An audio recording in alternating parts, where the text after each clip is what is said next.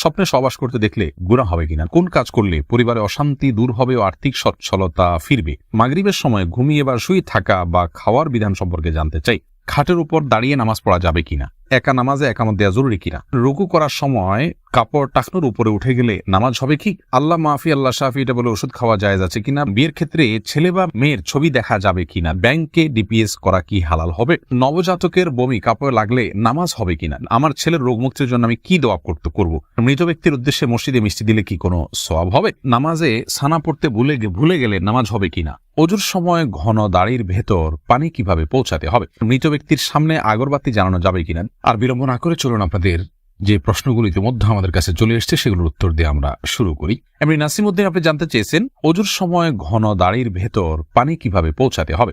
দেখুন, পানি এভাবে কোষ করে ধরে আপনি যেভাবে ভিজিয়ে রাখেন তাহলে সেক্ষেত্রে যত ঘন দাড়ি হোক না কেন গোড়ায় চলে যাবে। এরপরে রোজি আপনি জানতেছেন রুকু করার সময় কাপড় টাকনুর উপরে উঠে গেলে নামাজ হবে কি। দেখুন, রুকু করার সময় যদি টাকনুর উপরে কাপড় উঠে যায় তাহলে সেক্ষেত্রে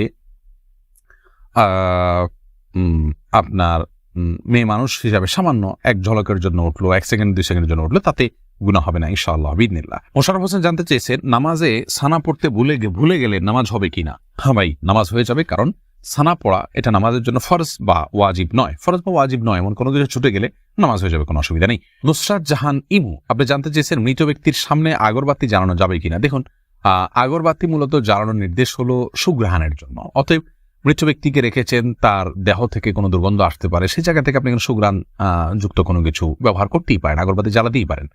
এছাড়া মসজিদে আগরবাতি জ্বালানোর কথা মুরাদুল্লাহ তাআলা বলেছেন। ইমানদারের বাসা বাড়িতে আগরবাতি অথবা ধূপের আপনার ধোঁয়া এটা প্রজ্বলন করা হবে সুঘ্রাণের জন্য, এটি ভালো, এটি খারাপ কোনো কাজ নয়, তবে মৃত ব্যক্তির জন্য করতেই হবে এমন কোনো বিষয় নয়। এমডি শাফি জানতেছেন মোবাইলে ইমার্জেন্সি টাকা খরচ করে টাকা না দিয়ে মারা গেলে ক্ষমা হবে কি। না ভাই, এটা গুনাহের কারণ, এজন্যই ইমার্জেন্সি ব্যালেন্স নিলে খুব দ্রুত সেটা পরিশোধ করার চেষ্টা করে ফেলা উচিত।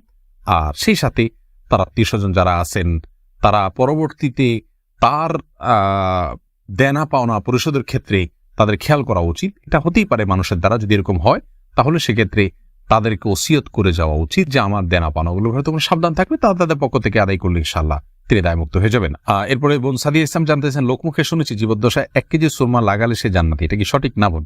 এরকম কোনো কথা নেই যে 1 কেজি পরিমাণ সুরমা লাগালে সে জান্নাতি হবে, তবে হ্যাঁ, মৌলিকভাবে সুরমা লাগানো রাসূল আকরাম সাল্লাল্লাহু আলাইহি ওয়াসাল্লামের সুন্নাহ এবং সে বিষয়ে নবী সাল্লাল্লাহু আলাইহি ওয়াসাল্লামের সুস্পষ্ট নির্দেশনা রয়েছে, আমরা সুরমা লাগাবো আমাদের সাধ্য অনুযায়ী, তবে 1 কেজি পরিমাণ লাগাতে হবে এমন কোনো কথা নেই, এটি মন গড়া কথা।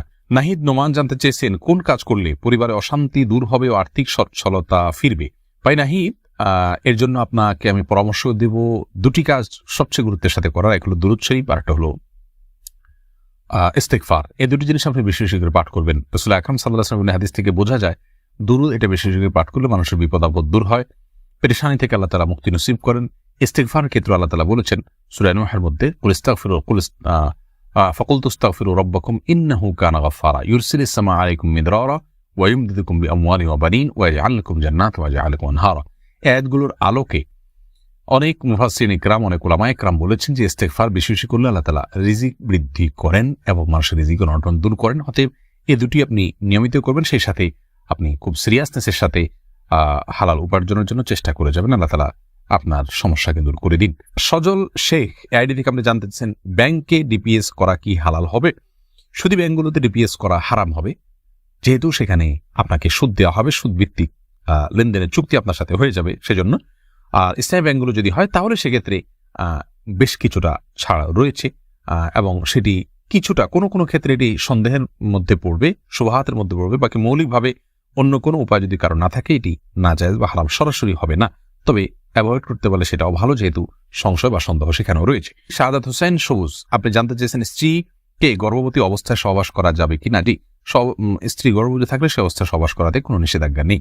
এরপরে ইস্তাব্রো বাণী এই আইডি থেকে আপনি জানতে চেয়েছেন খাটের উপর দাঁড়িয়ে নামাজ পড়া যাবে কিনা। যাবে, কোনো অসুবিধা নেই, আপনি খাট হোক আর ভূমি হোক ফ্লোর হোক যে কোনো জায়গায় দাঁড়িয়ে সালাত আদায় করতে পারবেন।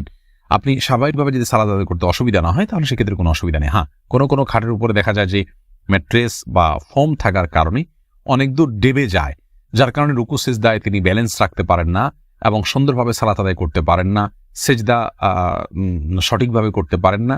এরকম যদি হয় তাহলে সেক্ষেত্রে তার জন্য খাটে দাঁড়িয়ে সালাত আদায় করা উচিত হবে না, এটা কমপক্ষে মাকরুহ হবে, অপছন্দনীয় হবে, তবে সালাত হয়ে যাবে।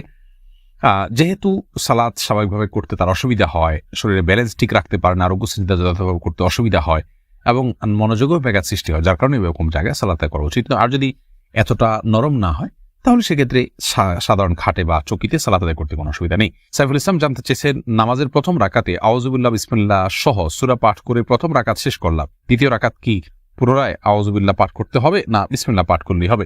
দেখুন, সূরা ফাতিহা যেহেতু আপনি নতুন করে শুরু করছেন, এই জন্য আপনি আউযুবিল্লাহ পাঠ করবেন এবং এরপরে বিসমিল্লাহ পাঠ করবেন, কারণ ফাইদা ক্রাতাল কোরআন ফাস্তাইয বিল্লাহি মিনাশ শাইতানির রাজিম, আল্লাহ তাআলা বলেছেন কোরআন যখন পাঠ করবে তখন তুমি আল্লাহ তাআলার কাছে আশ্রয় চাইবে শয়তান থেকে। এই জন্য প্রথম রাকাতে আপনি সূরা ফাতিহা পাঠ করেছেন, এরপরে আপনি রুকু করেছেন, সিজদা করেছেন, তাসবিহ পাঠ করেছেন, অনেকগুলো কাজ করেছেন, আবার নতুন করে আপনি তেলাওয়াত শুরু করছেন, যার কারণে আপনি এখানে আউযুবিল্লাহ সূরা দুইটা পাঠ করবেন। আয়েশা আহমেদ, আপনি ইউটিউব চ্যানেলে প্রশ্ন করেছেন, বিয়ের ক্ষেত্রে ছেলে বা মেয়ের ছবি দেখা যাবে কিনা? দেখুন, ছেলে বা মেয়ের ছবি দেখা যাবে বিয়ের ক্ষেত্রে শর্ত সাপেক্ষে, আর সে শর্ত হলো ছেলে মেয়ের ছবি দেখবে, তার কোনো বাবা অভিভাবক অন্য কাউকে দেখাবে না এবং দেখার পরেটি মুছে ফেলবে নিজের কাছ থেকে, এবং মেয়েও ছেলের ছবি দেখবেন এবং সেটি ফিতনায় পতিত হয়, ছবি দেখে বাজে চিন্তা হয় বিবাহ ছাড়া আগ পর্যন্ত, সেই সুযোগ যেন না থাকে সেজন্য এটি রিমুভ করে ফেলবেন। এই শর্ত সাপেক্ষে এটি দেখা জায়েজ রয়েছে সম্পূর্ণ বিয়ের নিয়ত যখন পাকাপাকি হয়ে যাবে তখন।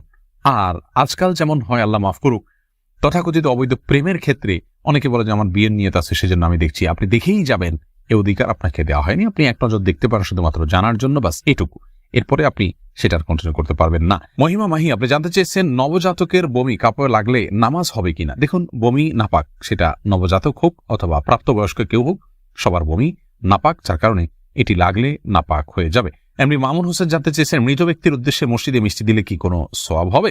দেখুন, মৃত ব্যক্তির পক্ষ থেকে আপনি গরিব দুঃখীকে খাবার দিতে পারেন, কোনো অসুবিধা নেই। দিনক্ষণ ঠিক না করে এমনিতে গরিব দুঃখীকে খাবার দিলেন, মসজিদে বিশেষভাবে খাবার দিতে এমন কোনো কথা নেই। গরিব দুঃখীকে খাবারটা আপনি বাইরেও দিতে পারেন, তাদের বাসা পৌঁছে দিতে পারেন, মসজিদ থেকে মসজিদের সাধারণ মুসল্লিরা আছে তাদেরকে আপনি দান করতে পারেন মৃত ব্যক্তিকে সওয়াবের উদ্দেশ্যে, সেটি হতে পারে।